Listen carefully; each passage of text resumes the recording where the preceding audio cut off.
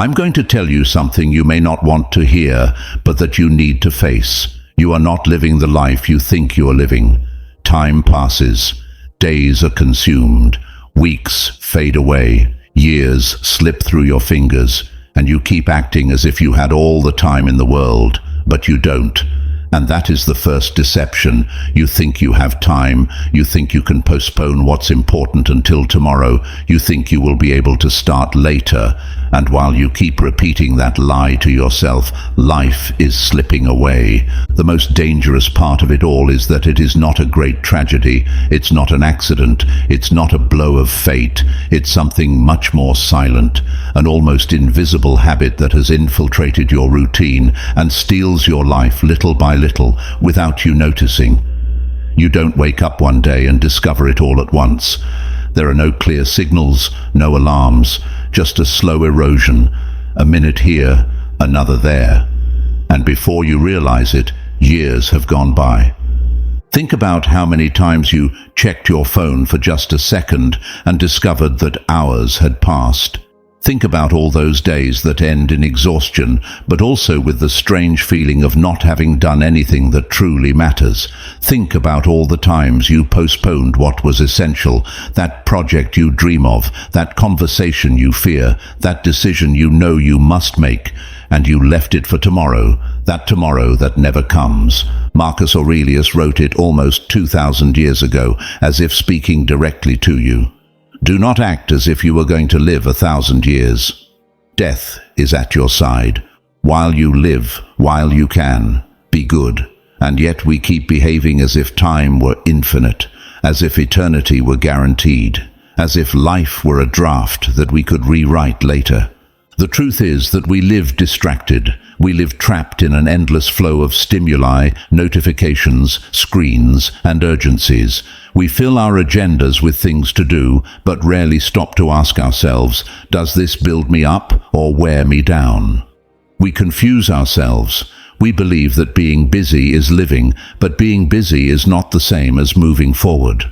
We jump from task to task, from call to call, from social network to social network. And meanwhile our mind fragments, our attention scatters, and our essence dissolves. We are surviving, not living. The real problem is that this habit doesn't hurt. It doesn't bleed. It leaves no scars. It doesn't feel like a thief. That's why it's so dangerous. It's comfortable. It's easy. It's automatic. And that comfort numbs your awareness. It steals your ability to question yourself. It convinces you that this is life, that there is no other way to live, that what matters can wait. Until one day you wake up and discover that everything that could wait has already passed. Seneca put it bluntly, it is not that we have little time, but that we waste much. We are not short on time, we are short on presence. We are short on intention. We are short on the courage to stop and ask ourselves what the hell we are doing with our life. We have become experts at postponing. We postpone conversations. We postpone decisions. We postpone dreams. We postpone happiness for later, as if we had the certainty there will always be a later. And so, we live trapped in an illusion, the illusion of later. We believe that when we finish that project, when we achieve that promotion, when the perfect moment arrives, then we will truly start living. But the only thing real is this instant. There is no other. Life does not happen tomorrow. Life happens now, and every day you choose distraction, every day you choose comfort over what is essential, you are giving away a piece of your existence in exchange for nothing. Stoicism reminds us of this uncomfortable truth. It forces us to look straight at what we avoid. It tells us that death is not far, that life is brief, that every breath is a loan that can be called in at any moment. It teaches us to see time for what it really is, our most valuable resource. And yet, we treat it as if it were infinite. We waste it as if there were always more. But I want you to stop for a moment. Close your eyes, breathe deeply, and ask yourself this question. If today were the last day of your life, would you live it the same as yesterday? If you knew there was no tomorrow, would you still postpone that conversation, that dream, that step? Most people run from these questions because they are uncomfortable. but it is precisely there, in that discomfort, where freedom begins. Epictetus said that it is not events that disturb us, but the interpretation we give them. And the same is true with time. It is not life that slips away from us. It is we who let it go, while convincing ourselves there will always be a later. But there isn't. There is no later. There is only now. That is why this is not a message of fear, but of awakening. It is an urgent reminder that you can choose differently. You can protect your attention as a treasure. You can stop living on autopilot. You can decide that from today on, no day will be surrendered to noise, distraction, or the false urgency of the irrelevant. You cannot recover the time that is already gone, but you can decide what to do with what remains. You can start living with intention. You can reclaim your center. You can reconnect with what is essential. Stoicism does not ask you to run faster, but to stop, to observe, to choose, to remember that it is not about living more years, but about stopping the waste of them. Today, as you listen to these words, you have the opportunity to make a pact with yourself. Not to waste one more day on what does not build you up, not to give your attention to what does not nourish you, not to postpone what matters, because life is fragile, brief, and precious, and every instant you let pass without living, it is lost forever. The habit that steals your life is silent, but you can break it, and if you decide to, everything will change. You may not be able to control how much time you have left, but you can decide what to do with every second from now on. And when you do, when you choose to truly live, something deep awakens within you. Life is not waiting, life is now, and it begins with you. Before we begin, I want you to declare your commitment by leaving in the comments, "From today on, I don't give away my time." That phrase will be your reminder that you are here to wake up, to break the silent habit that steals years of your life, and to reclaim what is most valuable, your attention, your present, your freedom. This is the moment to prove to yourself that you will not keep living on autopilot, that you will not allow the irrelevant to decide for you, that your life deserves presence, intention, and purpose. Without further ado, let's begin. First Stoic lesson: recognize the trap of constant distraction. Have you ever wondered how many hours of your life have slipped away without you even noticing? I'm not talking about entire days, but tiny fragments, minutes stolen here and there that seem harmless but, when added up, turn into years you will never recover. This is how the most dangerous and silent trap works: constant distraction. You don't feel it, you don't notice it, it doesn't hurt. And that's why it's lethal. Every morning you wake up with the feeling that you are in control, as if the day were yours, as if you were deciding each step. But it only takes picking up your phone and unlocking the screen for that control to vanish. Notifications begin to dictate your mood, messages set your rhythm, headlines decide what you think about, and, almost without realizing it, you're no longer living your life, you're reacting to others. You don't choose what to think, what to do, or where to go. You simply let yourself be carried away. The problem is that it seems harmless. You think that watching just one more video doesn't change anything.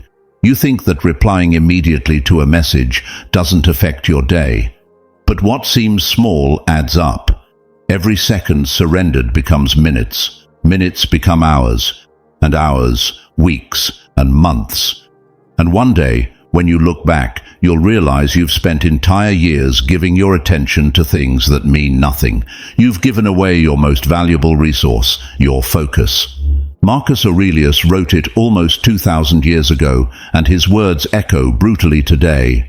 A man's life is what his thoughts make of it. If this is true, what kind of life are you building when you allow others to choose what you think about? Because that is exactly what happens when you hand over your attention without questioning. Your mind fills with foreign stimuli, your priorities fade, and your essence fragments little by little. Distraction is not just losing minutes, it is losing direction. It is living in a state of anesthesia, busy but empty, tired but unsatisfied. You jump from app to app, from conversation to conversation, from screen to screen, and your brain learns not to stay. You learn not to go deep. You learn, without realizing it, not to be present. And so life begins to pass before you without you truly living it. Stoicism warns us of this trap. It reminds us that your attention is the most valuable asset you have. What you consume, what you observe, what you decide to look at or ignore, these build or destroy your inner world. Epictetus summed it up with disarming clarity. Of things, some are in our control and others are not. Attention is one of those that is in your control. If you let anyone steal your attention, you are giving away the control of your life. Look around. Everything is designed to trap you. The platforms you use, the networks you scroll, the headlines that shock you.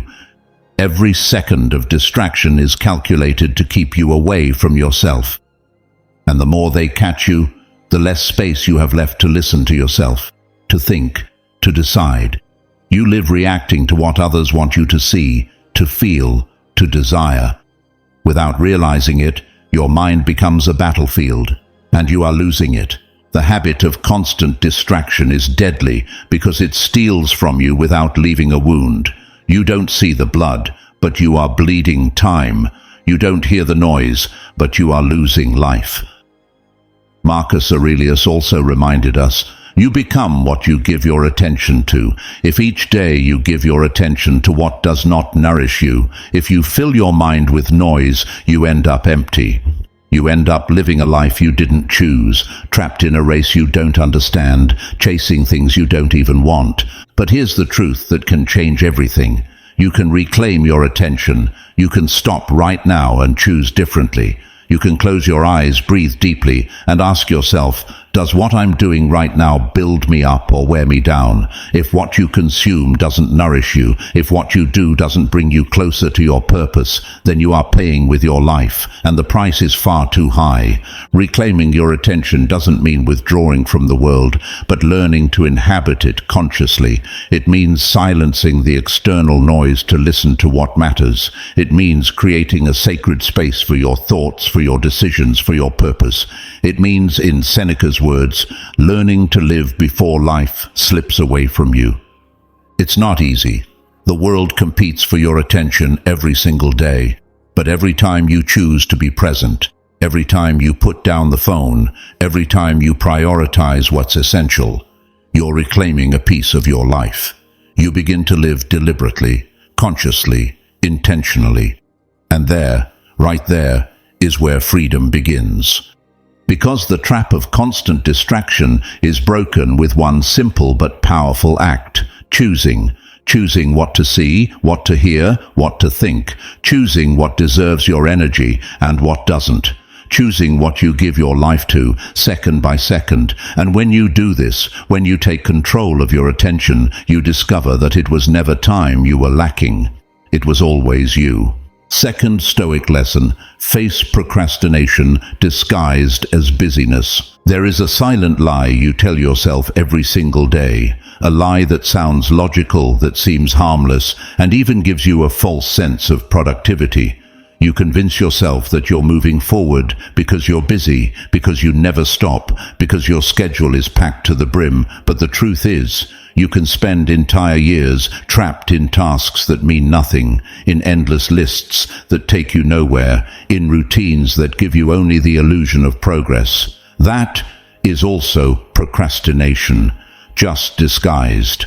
Busyness is not always movement. You can be in constant action and, at the same time, be stuck. You make calls, reply to emails, attend meetings, update pending items, complete tasks. But deep down, you know you're avoiding what matters, what truly matters, what makes you uncomfortable, what demands something of you. And there lies the trap, confusing being busy with being focused. You move without advancing. You run without arriving anywhere. You live exhausted but empty. Seneca warned about this centuries ago. It is not that we have a short time to live, but that we waste much of it. And nowhere is this truer than here. It's not that you lack hours, it's that you waste them on things that don't build your life. You think the problem is a lack of time, but the truth is, you lack clarity. You've filled your days with tasks that add nothing to your purpose. You've traded what is essential for what is urgent, the profound for the immediate, the important for the comfortable. And so, life slips through your fingers while you feel like you're doing everything you can. Procrastination disguised as busyness is dangerous because you don't recognize it. It doesn't hurt. It doesn't bother you. On the contrary, it soothes you. It makes you feel like you're accomplishing, like you're advancing, like you're not wasting time. But you are wasting it. You're giving it away. Every day spent on the superficial is one less day spent on what truly matters. And that debt piles up until one day you wake up and wonder how you ended up here, so far from your dreams, so close to emptiness. The Stoics teach us to look at our choices with brutal honesty. They invite us to ask, does what I'm doing today bring me closer to or further from the life I want? There's no middle ground. Every action adds or subtracts. Every decision builds you or destroys you. And as long as you lack clarity about what you truly seek, you will live trapped in tasks that aren't yours, solving problems that don't belong to you, running in circles that lead nowhere. Epictetus said it simply, do not concern yourself with things that are not under your control. But that is exactly what we do every day. We fill our hours with other people's urgencies, imposed expectations, demands that pull us away from our essence. And the busier we are, the more we lose ourselves. We believe we're working for our dreams, but in reality, we're living to fulfill the dreams of others. The first step to break this trap is to learn to stop, to look at your life with clarity, to ask yourself which of the things you do really matter. You may discover that 80% of your days are spent on tasks you could eliminate without changing anything essential. You may discover that most of your meetings, your messages, your to-do lists are just noise. And then you realize you don't lack time. You have too much distraction. Imagine your life is a glass. Each day you fill it with what you choose to do, think and feel. If you fill it with urgency, with the immediate, with what others expect of you, when the time comes to drink, you'll find it filled with stagnant water. And then you'll feel thirst. Thirst for purpose, thirst for meaning, thirst for yourself.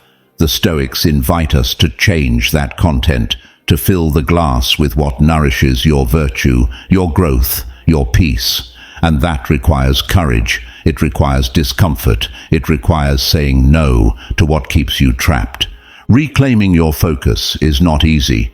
It will cost you giving up tasks that give you a false sense of control.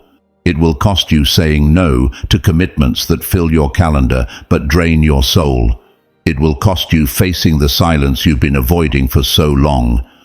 But on the other side of that discomfort lies something infinitely more valuable: your life lived with intention. Try a simple but powerful exercise. Tonight, before bed, write on a sheet of paper the 3 actions that would truly change your life if you did them every day. Just 3. And tomorrow, before doing anything else, do the first one. No excuses, no distractions, no postponing. If you can sustain that habit, you will discover that the key is not in doing more, but in doing less, but better. Because the truth is, you are not here to tick off endless lists. You are not here to impress others with how busy you are. You are not here to live exhausted. You are here to live with purpose. And living with purpose means having the courage to face the things you've been avoiding, to stop confusing movement with progress, to reclaim your time and your attention for what really matters. Empty busyness is a sophisticated form of escape. It is the perfect mechanism to avoid yourself, but the price is too high. You give away your life day after day to things that don't build you. If you want to reclaim your power, start by choosing with intention. Set boundaries. Eliminate what doesn't matter. Protect what does. And remember Seneca's words: while we are postponing, life speeds by. Because it does. It always does. And every day you give to the illusion of being busy is a day you will never get back. The only way not to lose it is to choose it, here, now, without disguising your procrastination as productivity, without deceiving yourself, without lying to yourself anymore. Living with intention is not about filling your calendar. It's about emptying it of what doesn't serve. It's about taking control of your days. It's about deciding what deserves your energy and what doesn't. And when you do this, when you learn to say no to the noise, the excess, the false urgency, you discover something that was always there. You already have all the time you need. You just had to stop wasting it on what doesn't matter. Third Stoic lesson: stop negotiating with your present. How many times have you told yourself, I'll start tomorrow. Tomorrow I'll begin the diet. Tomorrow I'll get back to the project. Tomorrow I'll start writing. Tomorrow I'll work out. Tomorrow I'll call. Tomorrow I'll live. Always tomorrow, always later. Always when things calm down, when I have time, when things get better. But let me tell you something we don't like to accept. Tomorrow is the most dangerous lie we tell ourselves. It is the mind's greatest deception, a perfect mirage that convinces you that you're in control, when in reality it keeps you trapped in the same place. Life doesn't steal years from you all at once. It robs them in installments with every "I'll start later" you whisper. You postpone conversations, decisions, dreams, habits, and you do so with the absurd certainty that there will always be a later. But Stoicism reminds us of a painful truth. You don't have time, you only have now. Everything else is an illusion, and yet we live as if we had a contract signed with eternity. Epictetus warned centuries ago, while you delay, life speeds by. And it passes quickly, faster than you're willing to admit. We think we're choosing to postpone, but in reality, we're choosing to give things up. Every time you negotiate with your present, you hand over the opportunity you have right here to another moment. Every time you decide to wait, it is a fragment of life that is lost forever. The problem is that the mind is clever. It always finds excuses that sound reasonable. I'm not ready. I need more information. I don't have enough experience. I should do this other thing first. And so, you constantly negotiate with yourself, seeking comfort instead of action. What you don't see is that this comfort is a trap. You think it protects you, but in reality, it paralyzes you. It convinces you that life starts later, when in fact, life only happens while you breathe.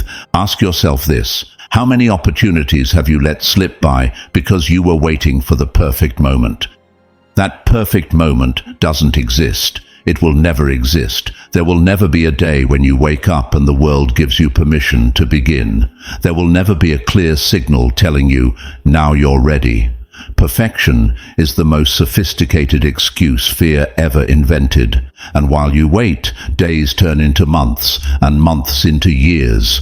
And one day you look back and realize you postponed so much that there's no time left for everything you once dreamed of doing. The Stoics don't invite you to live in a rush, but to live with presence.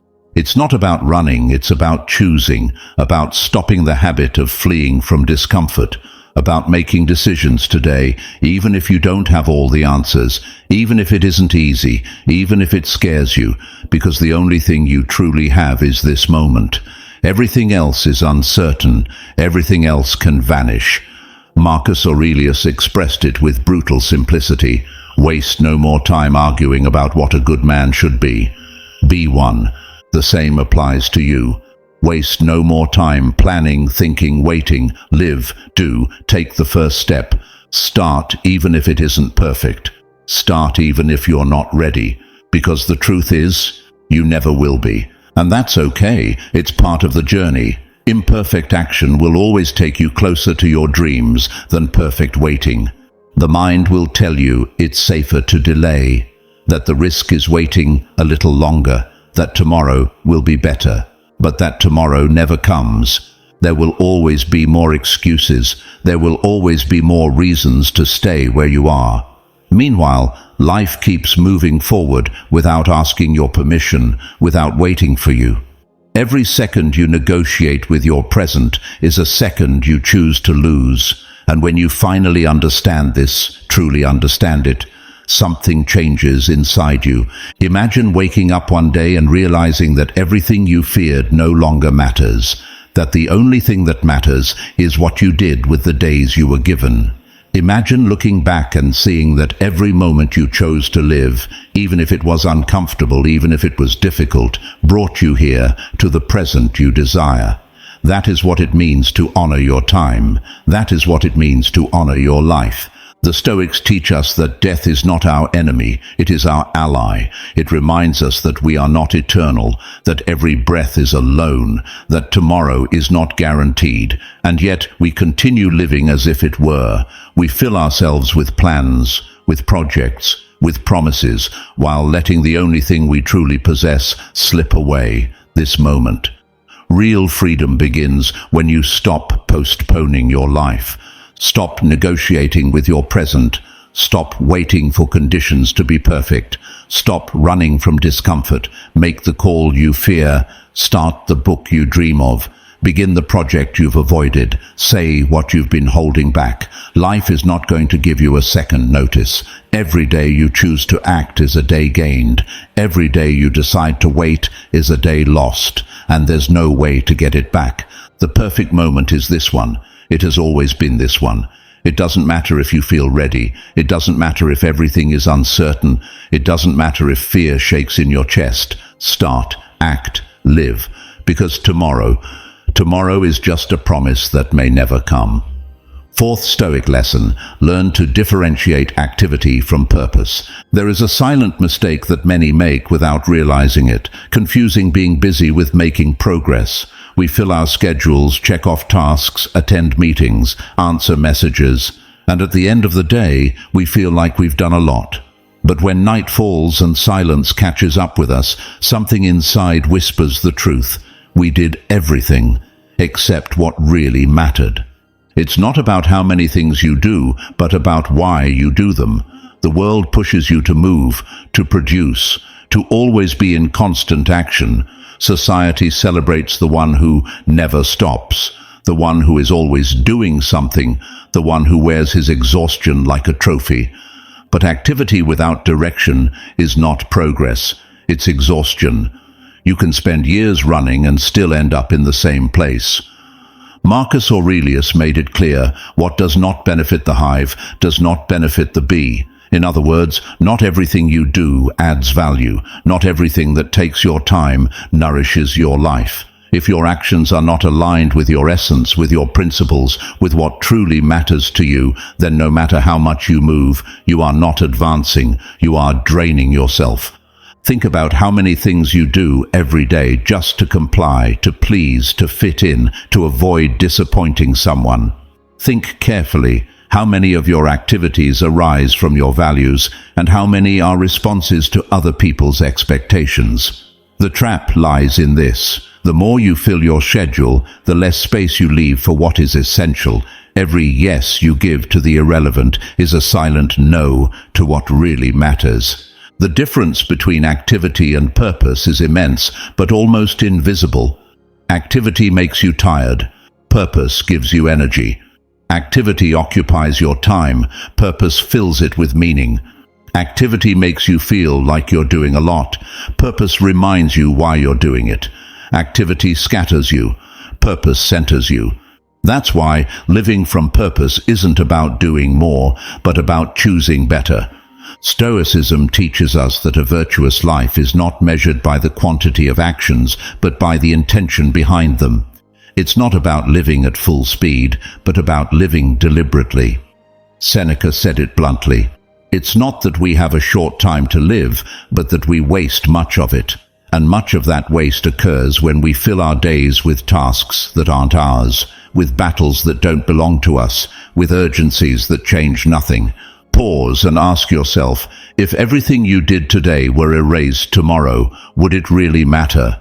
If the answer is no, then maybe you've confused movement with progress. Living with purpose means understanding that you cannot do everything, but you can do what matters. It means stopping the dispersion of your energy and focusing it on what truly builds your life, your character, your peace. The problem is that the world is designed to distract you, to keep you busy, to convince you that your worth is measured by what you produce. But you are not your to-do list, your meetings, your metrics. You are what you choose to prioritize. You are what you decide to invest your time and attention in. If you don't choose consciously, someone else will choose for you. And then you'll live someone else's life, chasing goals that aren't yours, feeling a void that no amount of activity will ever fill. Remember Epictetus' words, if one does not know to which port one is sailing, no wind is favorable. If you don't know your purpose, everything distracts you. If you don't define the essential, the urgent devours your life. Without direction, any task seems important, any to-do seems necessary, any occupation seems valid. But the result is always the same, deep fatigue, a sense of stagnation, and a sigh that says, something is missing. Learning to differentiate activity from purpose is an act of courage. It demands pausing in the midst of the noise and asking yourself, why am I doing this? Not to justify yourself to others, but to be honest with yourself. If the answer doesn't connect with your values, if it doesn't bring you closer to the life you want to live, maybe it's time to let it go, to simplify, to choose less but choose better. Purpose is not always comfortable. Sometimes it will require you to say no when everyone expects you to say yes. It will require you to give up other people's approval, the false security of being busy, the noise that numbs your inner silence. But on the other side of that sacrifice is something priceless, living in coherence with yourself. Start today. Take inventory of your life. Look at every commitment, every task, every habit, and ask yourself, does this build me up or wear me down? Does it bring me closer or pull me away from my purpose? Don't settle for doing more. Seek to do what is right. When you choose purpose, every action matters, every day counts, every moment fills with meaning. Because activity drains you, but purpose lifts you. Activity consumes your days, but purpose turns them into legacy. And when you achieve that clarity, when you learn to differentiate between moving and advancing, you discover that it's not about living faster, but about living consciously. Time keeps passing, yes, but you stop wasting it. Fifth Stoic lesson, free yourself from the addiction to external validation. Think about it for a moment. How many decisions have you made in your life just to get someone's approval? How many paths did you choose because you were afraid of disappointing? Because you wanted to fit in, because you needed someone to say, you did well. You may not want to admit it, but if you're honest with yourself, you'll realize that more than once you've lived for the eyes of others, not for yourself, not for your peace, not for your essence. The most silent and devastating habit is not always distraction or procrastination. It's measuring your worth through the gaze of others. It's needing applause to feel that you matter. It's molding your life to fit expectations that are not your own, seeking recognition in every step, as if the echo of others were the proof of your existence. And here's the trap. When you seek approval, you become a prisoner. Marcus Aurelius knew this, and he wrote with brutal clarity, reputation is smoke, and fame is an echo. Yet we live as if our worth depended on that smoke, as if the echo mattered more than the voice. We obsess over the image we project. We guard every gesture, filter every word, chase likes, applause, approving smiles. But each time we do, we hand over a piece of our freedom. And the most dangerous part is that this addiction feels normal. No one warns you about it. No one tells you that most people live trapped in the fear of not being accepted. We disguise it as responsibility, as courtesy, as good manners, but deep down many times we don't act from virtue but from fear, fear of rejection, fear of judgment, fear of being forgotten. That fear dictates your life without you even realizing it. Stoicism invites us to an act of rebellion, to stop living for others, not out of arrogance, but out of authenticity.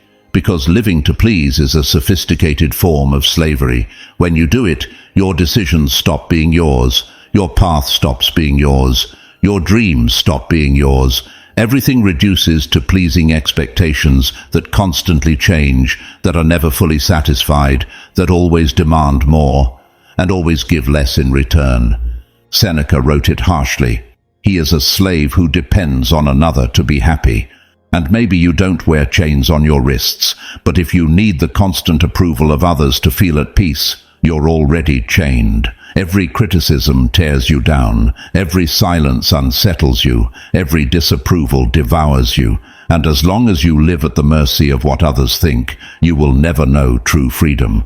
Freedom is not when everyone applauds you. Freedom is when you don't need them to. It's living in coherence with your values, even if that makes others uncomfortable. It's saying what you believe with respect, even if it isn't liked. It's following your path, even if the whole world tells you not to. The true Stoic understands that virtue is his only judge, that his worth does not depend on the crowd, that serenity is born from the congruence between what he believes and what he does. But freeing yourself from this addiction is not easy. It requires courage to face your deepest fear, the fear of being yourself. It means learning to be at peace with the fact that not everyone will like you, that some will criticize you, that not everyone will understand your choices. And that's okay. You don't need to be understood by everyone. You just need to be faithful to yourself. Start by observing your actions.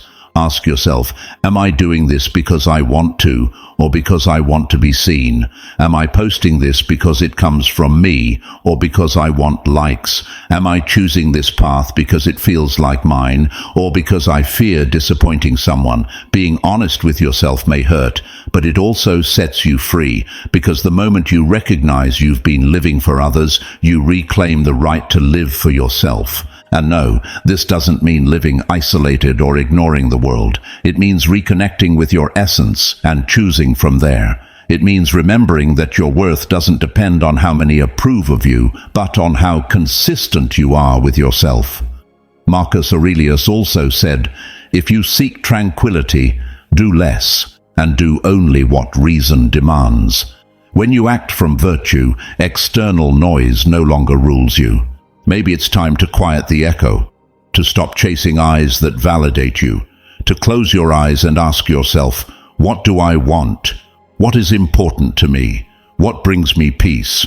And then act from there, even if it costs you, even if it makes others uncomfortable, even if some people walk away. Because in the end, what weighs on you most are not other people's criticisms, but the betrayals you commit against yourself. External validation is smoke, inner peace is rock, and every day you choose to please everyone, you drift away from yourself. But every day you choose to stay true to your values, even if your voice trembles, even if the path is uncertain, you build a freedom no one can take from you. Living for yourself does not mean selfishness, it means authenticity. It means inhabiting your life with presence. It means understanding that virtue is your guide, not the crowd. When you discover this, something changes forever. You realize you don't need the echo of applause to know you are alive, because true validation comes from a much deeper place, from looking in the mirror and knowing you are coherent with yourself. And that, perhaps, is the most revolutionary act in a world that constantly pushes you to be everything except yourself. You feel like time is slipping away, don't you? Days that seem to repeat, weeks that fade, years that pass, and still, something inside you knows you're not living the way you want. It's not that you lack time, it's that you're giving it away without realizing it. And the most dangerous part is that the thief is invisible, that silent habit that steals your life while you think everything is under control. You wake up each morning with good intentions, but autopilot takes over. You jump from one notification to another, from one task to another, from one distraction to another. You think you're living, but you're only surviving. And if you do nothing, one day you'll look back and realize you lost it all without knowing when. That's why subscribing is not just a gesture, it's an act of rebellion against the inertia that consumes you. Here, there are no empty phrases or superficial promises. Here, every week, you'll receive tools and Stoic teachings to help you reclaim your attention, break free from autopilot, and once again feel that your life is yours. Not subscribing means continuing to hand your days over to the noise, letting this habit keep stealing what you'll never get back. Subscribing means choosing yourself. It means having a refuge, a guide, and a constant reminder that you can live with intention, presence, and clarity. If you recognized yourself in these signs, don't let this moment pass, because the time you lose doesn't return. Life doesn't change with good intentions, it changes with decisions, and this is one of them. Do it now, subscribe. 6th Stoic lesson, practice the discipline of memento mori. There is a truth we all know, but spend our entire lives trying to forget. We are going to die. You know it. I know it. We all know it. Yet we live as if it weren't true, as if time were infinite, as if life owed us more years, more opportunities, more moments.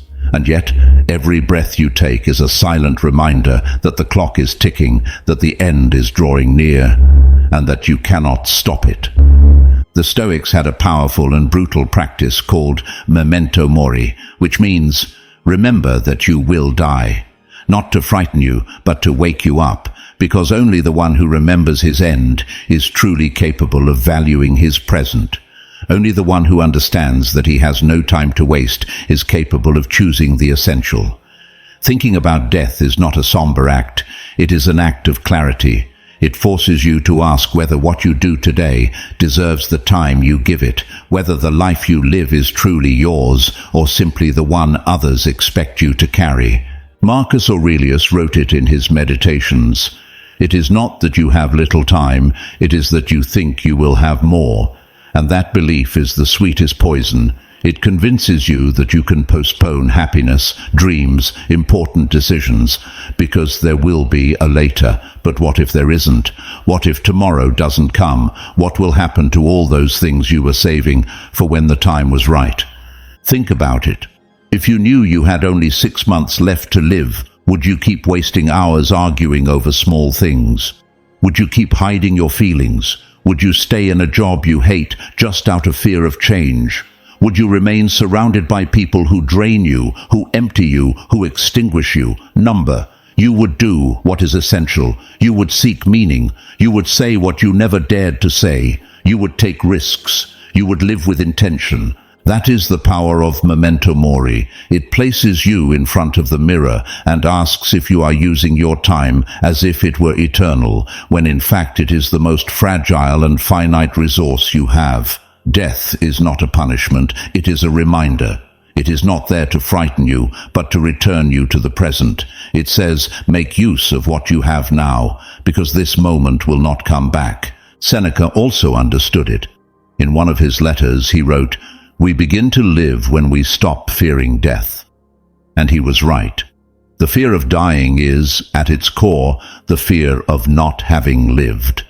We dread the end because we know we have wasted too many beginnings. Thinking about death, then, doesn't limit you. It frees you. It gives you perspective. It reminds you that you cannot carry everything, that you cannot say yes to everything, that you cannot live for everyone. It forces you to choose what truly matters. But we live anesthetized. We rush around as if we were eternal, filling our schedules with irrelevant tasks, arguing over other people's opinions, worrying about what others think of us. While time slips away, we remain trapped in distractions, in external validations, in false urgencies, without stopping to ask whether all those hours we spend are worth the price of our life, because that is what you are paying, your life. Memento mori returns to you the clarity you've lost. It reminds you that you do not control how many days you have, but you can decide what to do with the ones you have left. You can choose what deserves your attention, with whom you share your time, which battles are worth fighting and which are not. You can stop chasing things that don't fulfill you and begin to live with purpose. It is no coincidence that the Stoics practiced this reminder every single day. They didn't do it to depress themselves, but to focus. Every sunrise was a new gift, not an automatic routine. Every conversation could be the last. Every embrace could be the final one. They lived awake, present, connected to the miracle of being alive. While others were lost in the noise, they built serenity in the awareness of finitude. You can do the same. You don't need a tragedy to wake you up. You don't need to lose everything to understand what matters. You only need to pause and remember that nothing is guaranteed. That everything you love, everything that matters, everything you are, is temporary, not to sadden you, but to bring you back to center, to invite you to savor this coffee, this laugh, this conversation, this moment, as if it were the last. Memento mori teaches you to love more deeply, because it reminds you that nothing is eternal. It teaches you to let go of resentments, because you understand you don't have time to carry them. It teaches you to say what you feel, because you know tomorrow may be too late. It teaches you to prioritize what nourishes your soul, because you realize that everything else is smoke, and smoke is carried away by the wind. Do not run away from this thought. Do not close your eyes. Look at it directly, because the more you fear death, the farther you are from life. When you accept that time is finite, that you don't know how many sunrises remain, that each day is unique, you begin to live with intensity. You begin to choose with more courage. You begin to feel gratitude for what you have here and now. Remember that nothing external is yours forever. Not your possessions, not your achievements, not even your body. The only thing that belongs to you is how you choose to live each moment. And that is what the Stoics understood better than anyone, that it is not about controlling death, but about embracing life. So practice the discipline of memento mori. Remember every day that you are going to die, not to fear, but to awaken, not to surrender, but to act, not to mourn the end, but to honor the path. Because when you understand that everything can end at any moment, you stop postponing, you stop distracting yourself, you stop living halfway. At last, you begin to live truly. And that is perhaps the greatest paradox of all. Only when you accept that you are going to die, do you discover what it means to be alive. 7th Stoic lesson: disarm the excuses that chain you. Listen carefully. Most of the chains that keep you trapped don't exist in the real world. They are in your mind. They are the excuses you invent every day not to take the next step, not to face discomfort, not to do what you know you must do. They are small, simple phrases that seem harmless, but together they form an invisible prison. I don't have time. I'm not ready. Now is not the moment. It's too late for me. We don't admit it, but excuses are comfortable. They wrap around us like a warm blanket. They make us feel protected from risks, from falls, from the eyes of others. It is easier to convince yourself that you can't than to take the step and find out what happens if you try. It is easier to blame time, circumstances, others, than to look truth in the face. Many times it is we ourselves who hold us back. The Stoics understood this well. Epictetus left us a teaching that cuts like a sword. It is not things that disturb us, but our opinions about them. In other words, it is not circumstances that limit you, but what you believe about them. You believe you can't, and you can't. You believe it's too late, and it is. You believe you need to be ready, and you never will be. Excuses are thoughts disguised as reality, and the more you repeat them, the more they become your truth. But stop for a moment and ask yourself, what are you really afraid of?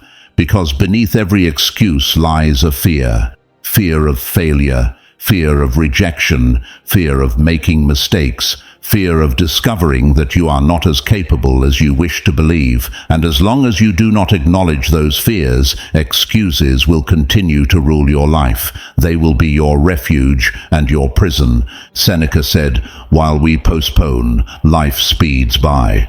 And it passes all the same, even when excuses seem reasonable. Time does not stop to wait for you to be ready. It does not give you a break while you gather courage. The opportunity you let slip today may not return tomorrow, and every day you choose the comfort of your justifications, you are handing over a piece of your life in exchange for nothing. The problem is that excuses are seductive. They tell you convincing stories. They tell you that you need more preparation, that you don't have enough, that you should wait for the right moment. And you believe them because they sound logical, because they soothe you, because they keep you from facing the vertigo of taking the leap. But the truth is, there will never be a perfect moment.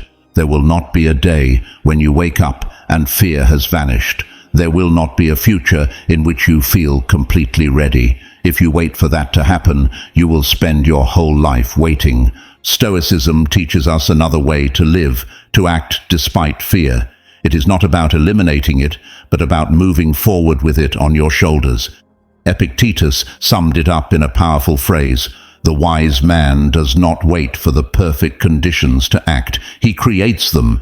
And that is what breaks the invisible chains, understanding that you don't need to feel ready to begin, that you don't need to know everything to take the first step. That imperfect action brings you closer to your dreams more than any perfect justification. Pause and think about this. How many things have you left undone because you believed in your own excuses? How many books didn't you write? How many conversations didn't you have? How many opportunities did you let pass by? If fear continues to dictate your decisions, you will keep piling up regrets, and there comes a point when it hurts more not to have tried than to have failed. But here is the good news. Excuses only have power as long as you believe them. When you face them and name them, they weaken. When you decide to act despite them, they shatter. Start small. Take one step, just one.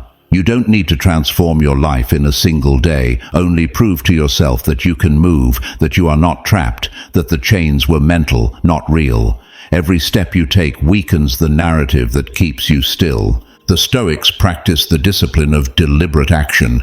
They didn't wait for inspiration. They didn't rely on chance. They understood that willpower is strengthened by doing, not by thinking. And you can do the same. When fear shows up, as it will, act. When the inner voice tells you this isn't the time, act. When you believe you can't, act anyway. You will discover that what you feared most is almost never as big as you imagined. Free yourself from the stories you've told yourself. Stop negotiating with your dreams. Stop searching for perfect excuses not to live. You don't need to feel prepared to begin. You just need to begin. And when you do, you will understand that all that time you spent waiting was wasted time. The day you stop justifying yourself will be the day you begin to live.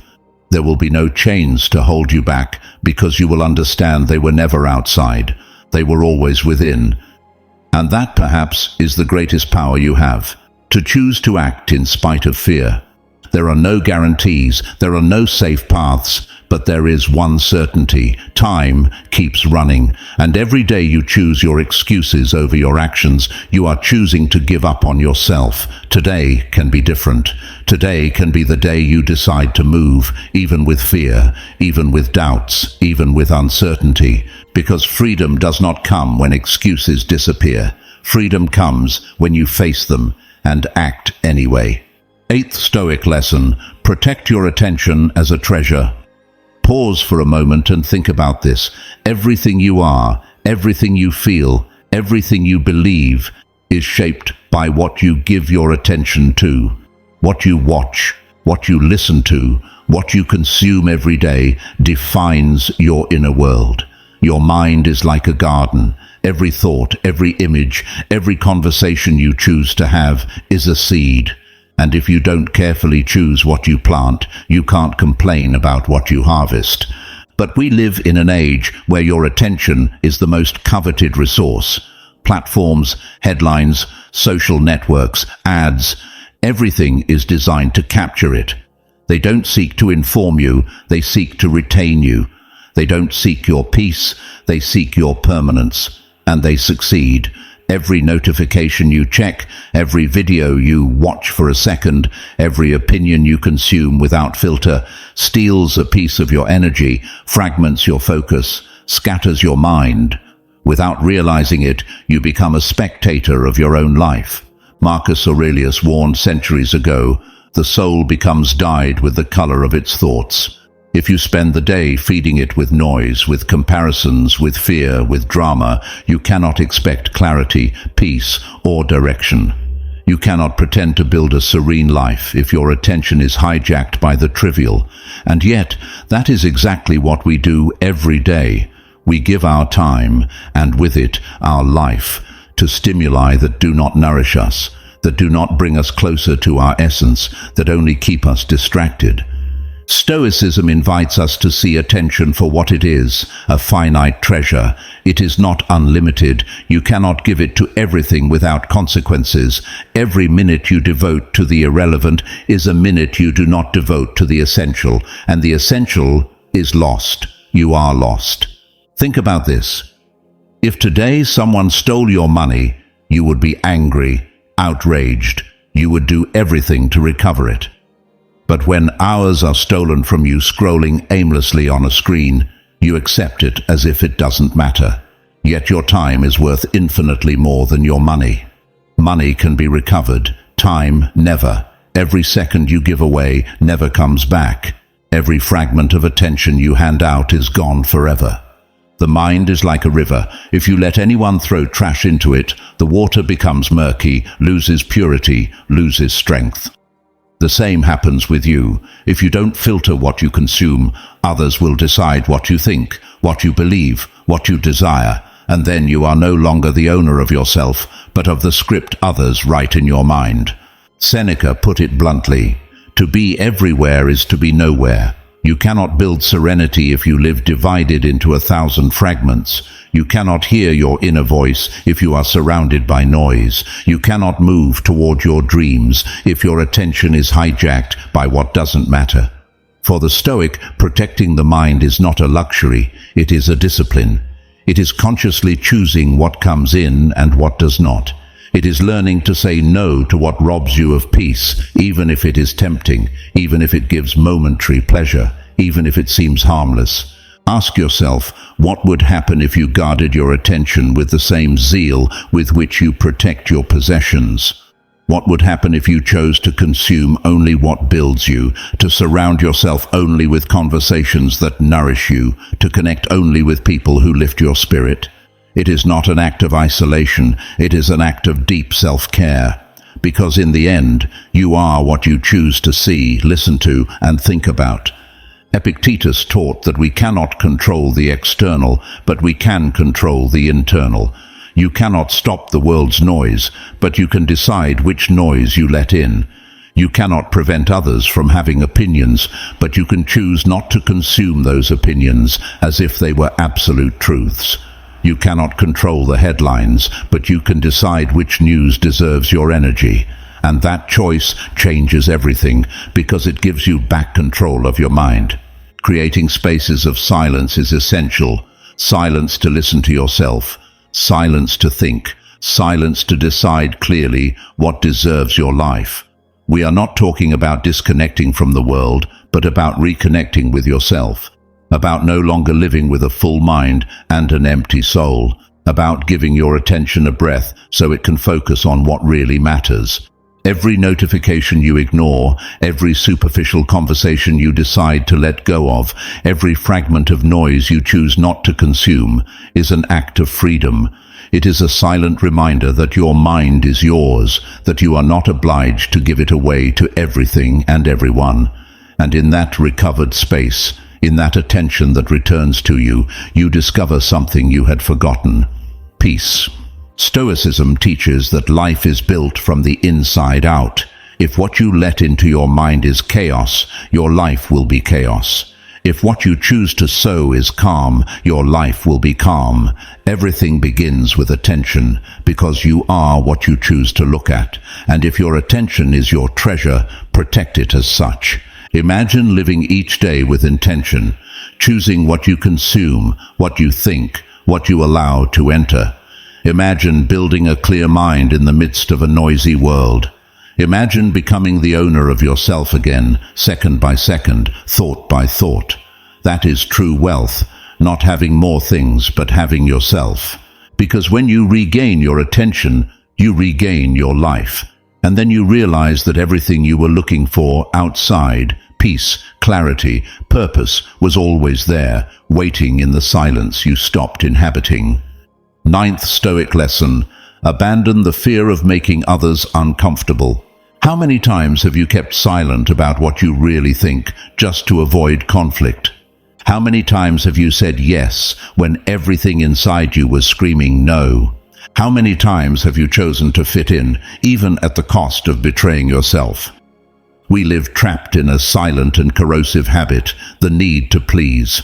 We mold ourselves to be accepted, to avoid making others uncomfortable, to avoid being judged, and we do it so well that, little by little, we stop recognizing ourselves.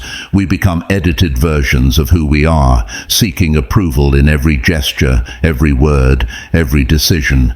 And the worst part is that we don't even realize the price we pay for fitting in, our freedom. The fear of making others uncomfortable is one of the most subtle thieves of our authenticity. It convinces you that keeping outer peace is more important than honoring your inner peace. You prefer silence over truth, conformity over coherence, others' approval over your own voice.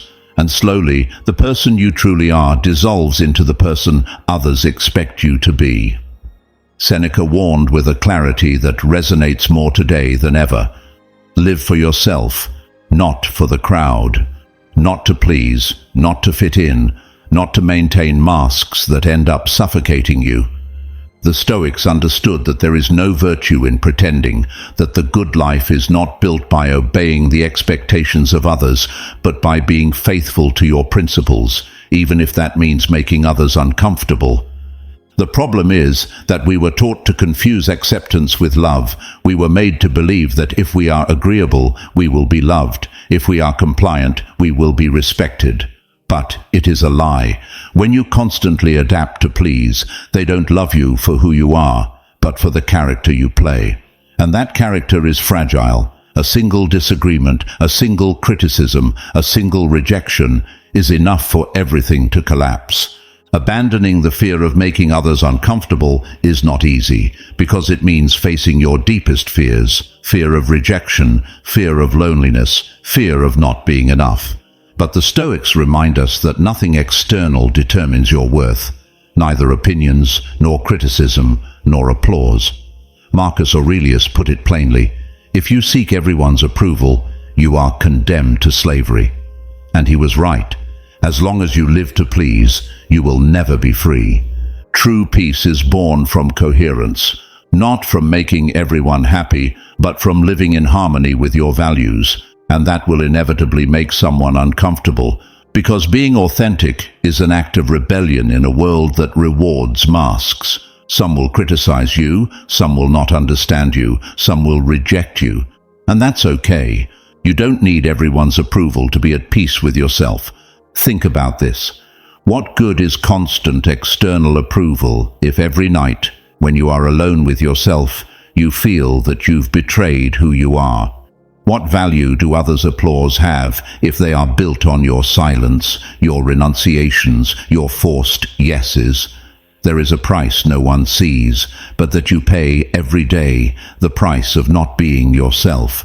Stoicism teaches that virtue is your guide, not the crowd. You cannot control what others think of you, but you can control your own congruence. You cannot decide if they accept you or reject you, but you can decide whether you accept yourself. When you choose authenticity, you choose conscious discomfort over false peace. And in that discomfort, you find something far more valuable: integrity. Next time you must choose between pleasing and being honest, pause and ask yourself, what will happen if I say what I think? Maybe someone will be upset. Maybe someone will walk away. Maybe they will judge you. But what will happen if you don't say it? How many more times will you betray yourself just to maintain a place that isn't yours? Freedom is not in fitting in, it's in being. And being, more often than not, makes others uncomfortable. Do not confuse this with being disrespectful. This is not about imposing, but about being whole. The Stoic does not seek to hurt, but neither does he hurt himself just to avoid disturbing others. The Stoic chooses the path of coherence, even if it hurts, even if it's lonely, even if it doesn't always win approval, because he understands that the only validation that truly matters is the one he feels when he looks inward and knows he acted in alignment with his principles. See it this way. People come and go, judgments change, opinions are forgotten. The only thing that remains is your relationship with yourself. If you sacrifice it to please, you lose everything. But if you protect it, you gain something no one can ever take away from you: self-respect. The fear of making others uncomfortable is a habit, and like every habit, it can be broken. Start small. Say no when you mean no. Express what you think calmly, even if you fear not being understood. Allow yourself to be authentic, even if your voice shakes. Every act of honesty with yourself strengthens your inner freedom. One day you will discover that the criticism you so feared wasn't that important, that the rejections you imagined weren't that devastating, that the silence of others hurts less than the silence you keep within yourself. And in that discovery, you will feel something deep change inside you. You belong to yourself. Living authentically does not guarantee an easy path, but it guarantees something better: living in peace with yourself. And that peace, the one born from being faithful to yourself, is worth infinitely more than any fleeting approval. Abandon the fear of making others uncomfortable. Not because what they think doesn't matter, but because what you think of yourself matters more. And there, in that space of radical honesty, is where true freedom begins. 10th Stoic lesson: measure your life in progress, not in time. We live obsessed with time. We count it, we measure it, we chase it. We cling to the years that have passed and fear the ones yet to come. We mark decades as if they were trophies or sentences. We celebrate anniversaries. We lament the days that slip away, as if the quantity of time were the ultimate measure of our lives. But let me tell you something the Stoics knew centuries ago. It doesn't matter how many years you live, it matters how you live them. The trap is in believing that just by breathing longer, we have truly lived more. But that's not true. You can spend 80 years on this earth and still never fully inhabit a single moment with true presence. You can accumulate decades and feel as though you haven't taken a single step toward yourself. You can fill entire calendars with days and still never find purpose. And while we keep counting time, time keeps slipping away. Marcus Aurelius expressed it with a disarming simplicity. It is not that we have a short time to live, but that we waste much of it. And so it is. We distract ourselves with the irrelevant, we postpone the essential, we worry about what we cannot control, and forget to cultivate the only thing that truly depends on us, who we are becoming as the days pass. Think about it. What is more important, living 100 years or living each day with intention? You could spend decades trapped in routines that aren't yours, chasing goals imposed by others, sustaining a life that isn't truly your own, only to one day wake up and realize that time has slipped away without you ever truly being yourself. Because what defines your life is not the quantity of time you accumulate, but the quality of the person you become as you live it. Progress is not measured in numbers. It is not found in clocks or calendars. Progress is measured in decisions, in how many times you chose what builds you rather than what destroys you, in how many times you acted from virtue instead of fear, in how many times you defended your peace instead of losing it over what you could not control. That is living, choosing each moment with awareness. The Stoics understood this better than anyone. They didn't seek to live more years, but to live each one better. Epictetus put it with precision. It is not death that a man should fear, but he should fear never beginning to live. And living does not mean chasing everything. It does not mean doing more, accumulating achievements, or impressing the world. Living in its deepest sense means being present in what matters.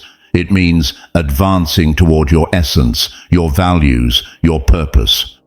But the world pushes you in the opposite direction. It teaches you to measure your life in clocks, in metrics, in external expectations, how old you are, how much you've achieved, how much you've accumulated, how many places you've been. As if the value of your existence could be reduced to figures. And while you run this endless race, the risk is that you forget the simplest truth. Life is not a number, it is an experience. Pause. Close your eyes, breathe. Ask yourself, am I moving toward the life I want, or am I just letting the days pass? Because moving forward does not always mean movement. Sometimes it means stopping, looking inward, asking what you truly want, asking who you want to be, and then acting from there, even if the whole world goes in another direction. Measuring your life in progress, not in time, also means letting go of comparison. The path of others is not yours. Some move quickly, others slowly. Some build families, others dream of traveling, others choose to create, others simply to be. It doesn't matter. The only thing that matters is that every step you take is yours, that every decision comes from your essence and not from the pressure to fit in. Because nothing robs you of more life than living to fulfill the expectations of others. Seneca said it with force. It is not that life is short, but that we make it so by wasting it. Every day you hand over to the irrelevant, every moment you spend on autopilot, every decision you make out of fear rather than virtue shortens your life, even if you keep on breathing. You are alive, but you are not living. That's why the Stoics practiced a powerful habit, constantly asking themselves whether what they were doing at that moment was worthy of the time they had left. That question changes everything. It forces you to see clearly what deserves your energy and what doesn't. It reminds you that you cannot control how many days you have, but you can control what you do with them. It teaches you to live with intention, with focus, with purpose. Imagine looking back 20 years from now and realizing that every day, no matter how difficult, contributed something to your growth. Imagine feeling that every step, even the smallest ones, brought you closer to your essence. That is measuring your life in progress, not by the amount of time you accumulated, but by the depth with which you inhabited it. Because in the end, it doesn't matter how many sunrises you've seen, but how many you truly lived awake. It doesn't matter how many breaths you took, but how many times you felt your soul alive. It doesn't matter how much time you had, but how much of yourself you gave to each moment. Time is neutral. It passes the same for everyone. But what you do with it, that changes everything. You are not the number of your days. You are the quality of your decisions. And when you understand this, you stop living in haste and begin living with purpose. Measure your life in progress. Not in clocks, not in calendars, not in anniversaries. Measure it in how close you come each day to the best version of yourself. Because that is where the true meaning lies. It's not about living more years, but about stopping the loss of the ones you already have. The truth is that this silent habit that steals years of your life is still there, waiting for you, disguised as normality. And the most dangerous part is that it doesn't hurt. It makes no noise. It doesn't warn you that it's destroying the most valuable thing you have, your time. You feel it in small moments, when you open your phone just for a second, and that second turns into an hour. When you finish the day exhausted and realize you did a lot, but nothing that truly matters. When you think, I'll start tomorrow, and tomorrow never comes. This habit is lethal because it camouflages itself as part of your life. It convinces you that it's fine to leave things for later. It whispers that you still have time, that the right moment to live the way you want will come, and in the meantime, minute by minute, day by day, year by year, it takes everything from you. The Stoics knew this. That's why Marcus Aurelius wrote, "Do not act as if you were going to live 1,000 years. Death is all around you. While you live, while you can, be good." They understood what we have forgotten. Life is not lost all at once. but in small sips. Each time you choose the irrelevant over the essential, each time you postpone what matters, each time you give your attention to everything but yourself. And here you are now, listening to these words, with a knot in your chest, wondering how much time you've let slip away. And it's okay that it hurts. It's okay to feel discomfort. It's okay to feel that emptiness, because that discomfort is proof that you can still choose differently. You cannot recover the years that are already gone, but you can recover the moment you have now. This one. Right now, every breath you take is a silent reminder that you are still here, that there is still time to build the life you want, that you can still silence the noise and return to yourself. Think about it. If everything ended tomorrow, would you feel at peace with what you did today? Could you say you lived present, awake, with your attention where you wanted it to be? Or would you feel that life slipped away without you realizing it? Seneca put it bluntly, it is not that we have a short time, but that we waste much of it. And today, right now, you can decide you will waste no more. We are on this path too. You are not alone. We have all felt the weight of this silent habit. We have all fallen into the trap of distraction, of seeking validation from others, of excuses that seem logical, of days passing one after another, leaving us nothing. But here we are, awakening together, reminding each other that there is another way to live. And if this session made you pause for even a moment, if it lit even a spark of awareness in you, I want to invite you to keep walking with us. Not because I have all the answers, but because together we find the strength to hold on to them, because in community we remember what alone we forget, that our time is finite, but our capacity to choose is infinite. Subscribe, join us, listen again, reflect with us. This space is not just a podcast, it's a refuge for those who no longer want to live on autopilot. It's a constant reminder that every day counts, that every decision matters, that life is now. And no, I won't promise it will be easy. Breaking a silent habit never is. You will struggle to face the noise. You will struggle to say no to what distracts you. You will struggle to choose yourself again and again. But on the other side of that discomfort is something priceless: freedom. The freedom of owning your attention, your time, your life. Remember this. You cannot control how many years you will have, but you can decide how much life you put into each year. And life is not in distractions, not in validations, not in excuses. Life is here, in your attention, in your decisions, in the moment you choose to wake up. Today, now, this is your turning point. This is the moment you can decide not to give any more of yourself to that silent habit, not to keep wasting your time as if it were infinite, to take back your present, your focus, your purpose. Time passes. It always passes, but you can choose not to let it pass in vain, because the most dangerous habit is the one that steals your life in silence. And today, here, you decide you will no longer let it win.